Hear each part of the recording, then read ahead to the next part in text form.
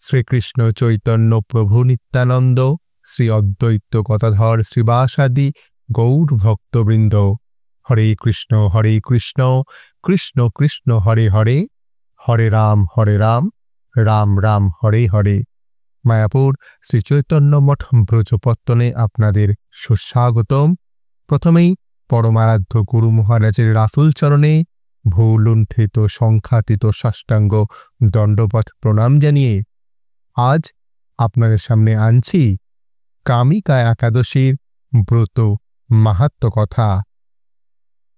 ব্রহ্মবৈবর্ত পুরাণে যুধিষ্ঠির শ্রীকৃষ্ণ সংবাদে এই শ্রাবণ কৃষ্ণপক্ষিয়া একাদশী মাহাত্ম্য দেখা যায়।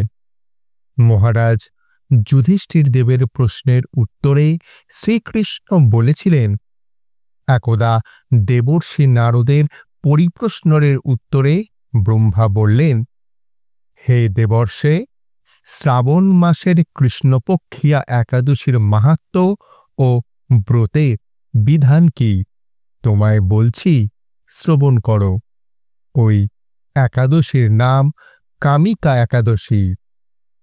ইহা পালনে বাজপেয় যজ্ঞের ফল লাভ হয়।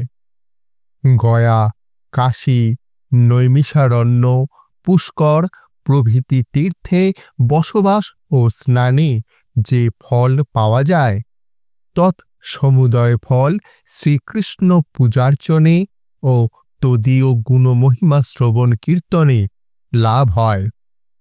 পদ্মপত্রে জল যেমন স্থিরভাবে থাকতে পারে না, শ্রীকৃষ্ণ পুজো করলে হৃদয়স্থিত পর্বতপ্রমাণ পাপ রাশিও নষ্ট হয়ে যায়।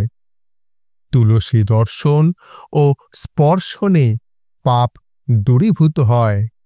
ঔষধ সেবনে রোগ প্রশমিত হয়। শ্রাবণী কৃষ্ণপক্ষিয়া একাদশী পালনে ভগবান শ্রী বিষ্ণুচরণ স্থান লাভ ঘটে। শ্রীকৃষ্ণ প্রীত্যার্থে এই ব্রত ভক্তগণ পালন করে থাকেন। শ্রদ্ধা সহকারে ব্রতপ্রদানে বিষ্ণুলোকে গতি হয়।